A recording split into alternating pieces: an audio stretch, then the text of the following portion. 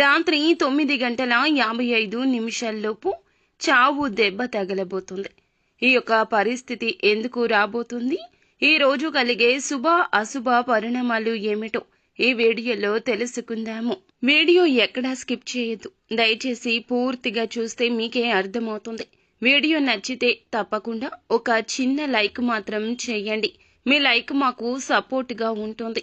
Number 1 వశీకరణ మాంత్రికురాలు జ్యోతిషాలయం. ఎక్కడెక్కడ వారికైనా ఒక్క ఫోన్ ద్వారానే పరిష్కారం చూపబడును. స్త్రీ వశీకరణం, పురుష వశీకరణం, ప్రేమ, పెళ్లి, సంతానం, వ్యాపారం, కుటుంబ సమస్యలు, భార్యాభర్తల గొడవలు పరిష్కరించబడును. దుష్ట శక్తులు తీయబడును. నాగదోషం తీయబడును. నాగబంధన, గుప్త నిధులు, ధనం, లంకె బిందెల కొరకు మాతాజీ సమ్మక్కను సంప్రదించండి. Phone number 9000457068. మీరు కోరుకున్న వారిని మీ వద్దకు చేర్చాలా అంజనం వేసి చూడబడును. నమ్మకంతో సంప్రదించండి. రాశివారు ఈ రోజున సర్వసాధారణమైన ఫలాలు మాత్రమే పొందుకుంటారండి. గ్రహాల యొక్క సంచారం ప్రకారం గురుబలం బాగా తగ్గిపోయిన కారణం చేత అన్ని విధాలుగా జాగ్రత్తలు పాటించాల్సిన అవసరం ఉంది. ఇక ఈ సమయంలో అయిన వారు ఎవరు, కాని వారు ఎవరో తెలుసుకోవడంలో మీరు విఫలమవుతారు. ఇది ఒక్కటి కాదు, మీరు తెలుసుకోవాల్సిన అంశాలు ఇంకా చాలా ఉన్నాయి. ప్రతి అంశం పట్ల ఎంత జాగ్రత్తగా ముందుకు వెళ్తే మీరు అంత సేఫ్ గా ఉండగలుగుతారు. ఇక మీ యొక్క శత్రువులను కనిపెట్టలేకపోతారు. మీకు నిజాలు తెలియక శత్రువులతోనే చెయ్యి కలపాల్సి వస్తుంది.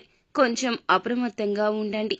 ఈ రాశి వారికి గౌరవ మర్యాదలు ఈ రోజు కాస్త తగ్గుతున్నట్లు, మీ మాటకు కాస్తంత విలువ తగ్గిపోయినట్లు, అసలు విలువే లేకుండా పోయినట్లు అనిపిస్తుంది. ఇలాంటి సమయంలోనే ప్రశాంతంగా ఉండాలి.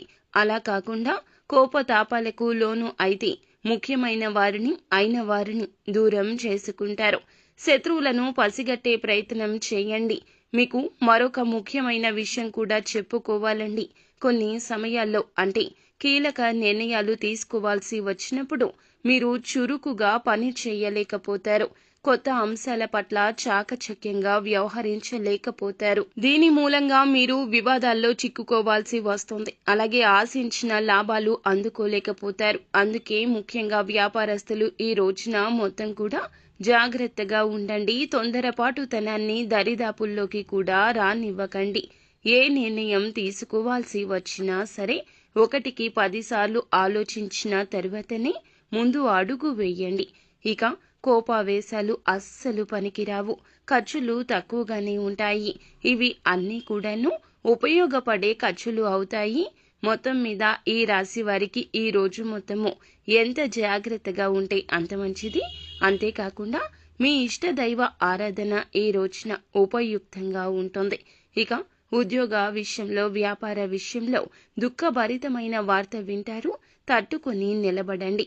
చేసే పనిలో శ్రద్ధ పెట్టడం తప్పితే నిరాశకు లోను కాకూడదు.